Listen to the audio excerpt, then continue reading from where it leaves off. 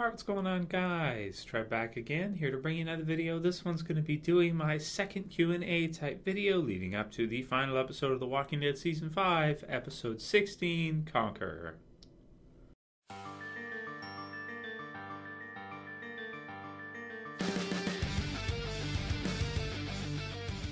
Okay, and spoiler warning if you guys haven't seen up to current date. You guys know how it works. Episode 15, try. If you haven't seen it yet, spoiler warning.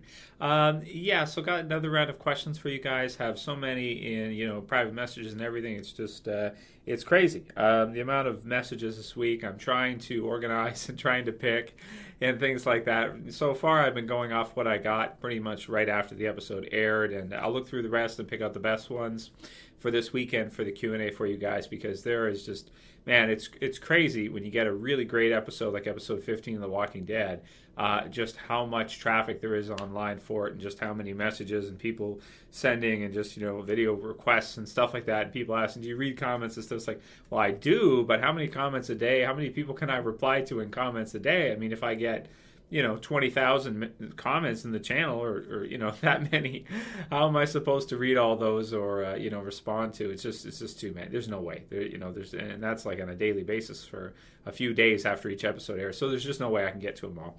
But I do my best to try and pick out good questions and try to spread them out and take different questions from different people. And that's what I'm doing. But still send me your guys' questions, because if you have any good ones or video suggestions, I will do them for this weekend. Going to do a video every day until the finale, and probably every day the week of the finale, since I'm off work for a bit on vacay, which is awesome. So most common question I've been getting this week is not really a question from people who read the comic book series and know more about The Walking Dead, but from a lot of your just regular viewers of the show who like the show but don't know much about the comic book series and the overall storyline. Is, do I think Rick will get exiled from Alexandria? So will he get kicked out by Deanna and the others? Now, yeah, so of course anybody who's read the Walking Dead comic book series kind of knows how the overall storyline plays out. And without getting too much into spoilers or anything like that, no, I don't think he will. And what we've noticed a lot this season is when it comes to the actual core story of The Walking Dead, at least with the second half, they seem to be sticking to the comic books very closely lately, more so than they used to. They used to stray away more. You would have different things happening, different characters being killed off, and a lot of differences. But it seems like with at least Alexandria, even though there are some remixes like Deanna instead of Douglas and all that, and Morgan's not there yet, but I'm sure we'll see him in the finale, of course. If we don't, I'll be shocked. Yeah, so you have pretty much almost not exactly the same story, but it's like a remixed, very close to version of the comic book series right now. So in terms of them adding on extra things, like if Rick was to be kicked out and then come back later or something, it just, with how close they're sticking to the original story, it's just, I would say it's just not going to happen. No doubt it's probably not going to happen. Also because we may see in the description for the finale the danger at the gates. What is happening there? Is it something that's happening internal, or are we seeing the wolves or another group actually attack Alexandria? What's going to happen with that, and will Rick step up to them and kind of earn his place back by helping the Alexandria people and fighting off some other kind of group if they are to attack? So we'll have to see how it all plays down, how it all plays out, and how much they want to show us, and how much they want to leave for season 6. So that's what we'll have to wait and see. But no, I don't think Rick's going to get kicked out. I don't think we're going to see any kind of addition like that wasn't in the additional story. And I hope in the future they stray a little bit further away than they are right now. If there's one knock against this half season, I think that now granted, they have some other stuff like Noah and that and Aiden, which wasn't in the original comic book series, so they are still. But I do like the more they kind of make it original and change things around, but yet still have comic book moments, but just not ones that you would expect to see or would see them happening, at that time. So it kind of shocks you. I like it when they remix things like that, so you don't see it coming and then boom, it hits you out of nowhere. Really cool. Yeah. So. That's it for that. No, I don't think Rick will be. I doubt it. I highly doubt it. Next one's from Rossbug09. He says, sorry, Trev, but there is no way this is the best season of The Walking Dead. While it may have some of the best episodes, it also has some of the absolute worst. After the season premiere and until now, Aaron showed up. The only episode that was an average episode was 3. The rest was well below. If you go to the Walking Dead IMDb page, you can see how fans have rated each episode right there. He brings up a great point. You can go and you can see different individual ratings for each episode by episode. I do mine, and of course you guys let me know in the comments, and you some of you have your own sites and stuff to do yours as well too. But definitely, in the comments we get to talk a lot about it, and I get a pretty good understanding. Episode 3, Four Walls and a Roof, yeah, just incredible episode. But I wouldn't say that it was an average, average. No way, man. No way is Four Walls and a Roof average. It was incredibly exciting with Gareth and the Hunters and all of them. It was just amazing. The premiere, No Sanctuary, was just insane. It was one of the best episodes ever, right up there with Too Far Gone. Probably the second best episode ever. Four Walls and a Roof being up there as well too, with just how awesome that was. But I do hear his point here, and I discussed this in the best season video, which is that a lot of people did not like after the cannibals, the Hunters storyline to the second half, like until Aaron showed up. A lot of people don't like that block where you get the Abraham, you get his Eugene Rosita episode, you get the Beth stuff, you get Daryl and Carol inside Atlanta. A lot of people, it just didn't do it for them. They really didn't like it. It was a little slower at a part of that, a little bit slower, but I did really like it overall, I think. So the second half, though, you're right, there's them. So again, we've talked about this in the in my best season video, so I won't go over it too much. But everybody has their favorites. Everybody has seasons they like the best and others that they don't. For me, what set this season as the best was probably episode 14 and 15.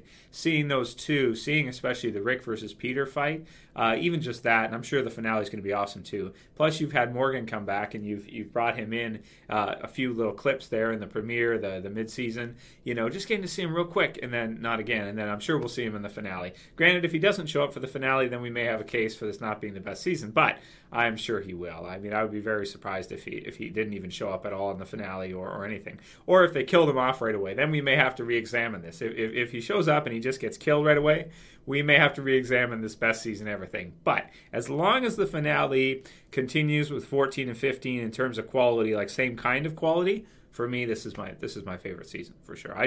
The Peter and Rick fight was one of the most exciting things I've seen in The Walking Dead since Too Far Gone. And in terms of emotion and how you feel about Rick's predicament, I feel like he hasn't really been in that kind of situation like that since the Shane stuff. It's very similar to that, but I just really felt a lot hard for him in that case, and really, it's got some really interesting stuff they've done with it. So that's why I think it's pretty much the best season to me anyway. So, but good comment from him, and everybody has their favorites. There's people that still say season 2 is their favorite. People that still say season 1 is their favorite. Everybody is different, with this one. When I said season 3 was, everybody was like, scoffing. Season 3 is the worst season. Lots of comments. Season 3 is the worst season, right? And it was my favorite until 5.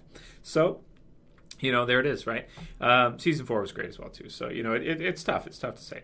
Next one's from Thomas McCoy, and he says, I have a question for the Q&A. What do you feel is the most underrated character of the show right now? By the way, keep up the good work. Really enjoy the channel. So great comment from him. Most underrated character right now. I mean, right now it's hard because there's so many different characters in the show that are, they've added on all the Alexandria group, and I've had a question similar to this one before too. So underrated is, it's difficult because it depends what they do with them. I think Daryl is my favorite character in the show, but they've done nothing with him for the last few episodes. So it's really been Rick heavy and around Alexandria with the other characters and Glenn in that. Glenn might be one of the most underrated because he's really an awesome character. I think he really is cool. So I'd say him, but there's lots of characters that don't get as much time as they should. Tyrese maybe should have gotten more time. Would have been cool to see if they could have done some more things with him, and they just didn't. Carol, of course, has been awesome. So we'll see how the finale goes. And but it's tough to say. There's so many characters throughout all the different seasons. It's tough. Plus, Shane was an amazing character for when he was on the show too. Next one is from, let's see here. This Sheem Almighty, he asked a bunch of questions. So he asked good questions though. He says, hey Trev, I got a death prediction theory for you regarding the season finale of The Walking Dead. I think Carol will die, and here's why. So he's got some reasoning. So I like these kind of messages. He says, it's a season finale, so somebody from Rick's crew will die. Yeah, that's a good, that's good. Also, we heard from Norman Reedus and Michael Cudlitz what they said. He says, number 2, remember Daryl said to bring tissue, or Norman Reedus said to bring tissue, so that means it's going to be a sad moment for him. That simply means it has something to do with either him or somebody close to him. That's a good call, because Carol, of course, is a big, close character to Daryl, for sure. The Talking Dead always has the person who died on as a guest that night, and Melissa McBride is scheduled to be a guest next week. Really? Yeah, I didn't know she was scheduled. I haven't looked at the schedule for Talking Dead for the finale, but I think Norman Reedus was on it too, wasn't he? Pretty sure. But yeah, wow. Yeah, that is, man, damn, yeah. He backs up his prediction with some good points, right? And he's right about that. It doesn't, now, Hardwick said it doesn't always mean that when they schedule somebody. And he's right, it doesn't always. But when Noah was killed off, when Beth was killed off, Tyrese was killed, they always show up on the Talking Dead after. She had a lot of time this season. I agree with you. She did. The sneak peek shows her basically threatening Pete with a knife, so he will want payback if given the chance. The verdict, I feel Pete ends up turning the tables and killing Carol during the sneak peek scene. If not, then sometime tonight in the finale for sure, that ends up giving Rick no choice but to kill Pete. Your thoughts? Yeah, man, that is... Yeah, that's a really good theory. I mean, I really like it, and her and Glenn are like, my top 2 from the original group that I'm thinking are in trouble. There's some pics with Glenn with blood on him and stuff like that, so, it could go either way, but you definitely backed up your reasoning with some great, your prediction with some great thoughts, and I wanted to share that with everybody because I think it is good, and I could definitely see it going that way. Next one's from Raz Mel. Michonne was simply knocking some sense into Rick's brain. She's still loyal to him. Yeah, that's where most people are kind of on, that's where most people's opinions that I've seen are pretty much at this point, that she was doing him a favor, she was trying to help him out by stopping him, and she also had no idea what was happening in the situation, right? She was kind of an outsider at that point in that. Rick hadn't told her what's up, Rick hadn't told her that we can't really trust these people, or, she seemed to be totally inviting and totally trusting with the Alexandria people. Rick doesn't, he still doesn't seem to be. Of course, after the termites and all the other stuff they've seen, it makes sense that he wouldn't be. And, yeah. Next one's from Matthew Bernard. He says, I mean, come on. Rick would have beaten the blank out of Peter. I didn't like how Peter put up a fight. Rick is hard as a rock and went through the police academy. Well, you're right that he is extremely hardened at this point. I mean, he's had his fair share of scuffles, of lots of fights, and killing and all this stuff. Yeah, you're right. I agree with you with regards to that. But if you consider the set of circumstances in which the situation was, it was inside Peter's house, and Peter was the one to start attacking Rick first physically, right? So, and Peter, of course, is a physical guy. You hear what he's doing to his wife. That's physical, right? So he is a physical type person, right? When he gets angry, he physicalizes. That's not a word, but he takes out physically his aggression and anger on people by attacking people and doing things like this, right? So he's also bigger than Rick, right? He initiated, so Rick was kind of willing to stay calm and telling him we have to go outside, and then maybe they would have fought out there or whatever. But, he did it, inside his house. So Peter got angry first, which gave him the rage to push forward and initiate on Rick prior. So Rick did win the fight, that's for sure. And he was going to win the fight, pretty much no matter which way it went. He was the one who threw Peter through the damn window. But, people were talking about the blood and saying he shouldn't have been messed up that badly and stuff. Well, he may have scar tissue, on his head. Plus, with the glass of the window, it may have just, grazed him or something or cut him. But, yeah, I see it as Rick did win the fight. He was going to win the fight either way. If anyone was there or not, I would see him as winning every time no matter what. But still, it's not easy to just beat someone down with your bare hands and kill them. I mean, if you have a gun, you just shoot somebody, it's over. That's it, right? But when you're fighting to the death like that, you're gonna, especially on a street fight or you're going through glass and stuff, you're gonna get scuffed up. It's just how it is. And Peter is a pretty big guy and a physical guy, as we got to see, and he's the one who started it anyway, right? So, I mean, it's a lot of times when you get into a fight, you might think you can steamroll somebody, but then they end up putting up a pretty decent fight sometimes. Just how it goes, right? Everybody's got that within them to defend themselves, right? So there you go. Which sometimes is the case, sometimes it's not. But when you're fighting somebody bigger, it's always they have a weight advantage. At least with wrestling and pushing, it's if you're smaller than somebody, it can make it difficult. Even if you're a much better fighter than the person in better shape and everything, even if they're just bigger, it makes it harder for you. Sometimes it depends on the case, though, right? So, but those are my thoughts on that. Next one's from Gaming with JJ, and he says, "Not sure if you noticed this or not, but the wolves tying up that girl to the tree and letting the zombies eat her is the same way that Carol told Sam what Carol told Sam she was going to do to him if he told anybody about the guns." Well, yeah.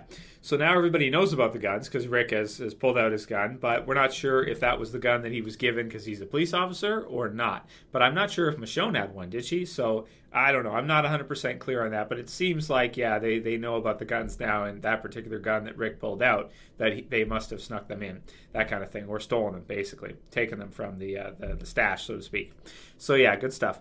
Yeah, but I never noticed that was the same thing that Carol said she was going to do to Sam. But I guess that might be true. The wolves are brutal, one way or another. They're brutal, like carving the W. It's kind of like if you ever seen Inglourious Bastards, where he carves in the swastika on the German soldiers, the Nazis' forehead.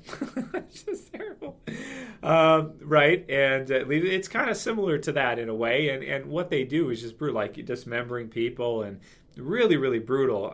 Can't wait to see them in the finale. That's the thing. We only have 90 minutes. And there's so many things that I want to see them cover. It's like, are they going to be able to get to everything? Probably not. Are we going to be able to see Morgan return, see the resolution of the Rick thing, see the wolves attack, see a bunch of zombies? There's only so much they're going to be able to fit in. Have someone get shot or, man, it's going to be tough to see how much they can actually fit in. But I'm sure it's going to be good one way or another. In season 6 will return, and then we'll continue with it anyway. So, yeah, last one's from Gaming Eugenics, and this was more of a comment. And here she said, "I was thinking Sasha was going to snipe Pete when he was on top of Rick." Yeah, I heard a lot of people I think were either thumbing that one up or they were commenting something similar to that. Yeah, I did kind of have that thought too, but since there was so much noise and you had the zombies coming up, she was more focused on that than looking inward. Plus, also, she may not have been so quick to just pull the trigger and kill Pete like that. So, but I mean, if the situation played out and guns started going off, she would probably look inside and see what was happening, and she may start shooting at the Alexandria people too. How in the state she was in. However, that's kind of a tough call because again, it's like the Michonne thing. Which side, if it really goes down, which side is Sasha on? Is she going to stick with Rick's side and fight against the Alexandria people, or is she going to, just kind of stay out of it, or just go down and kind of, not do anything like that? Like a lot of the other people, Carl tried to stop Rick from attacking Peter and the others, but you think if Daryl was there, he may have jumped in and attacked Pete. So you get this. It's interesting group psychology dynamics here that you're dealing with of which side to take. Are they one team yet, or are they separate teams, or this kind of thing of how do they see themselves as one? Do they see themselves as separate? We know Glenn sees them as separate. We know Rick does. What about the others? And it's been really interesting. It's a lot of things to talk about for us this week. So there's another Q&A for today for you guys. Of course, gonna do probably two more Q&As. Going to have one Saturday, one Sunday for sure. So that's it for today's, guys. I'll see you for Saturday and Sunday. As always, it's Trev saying peace.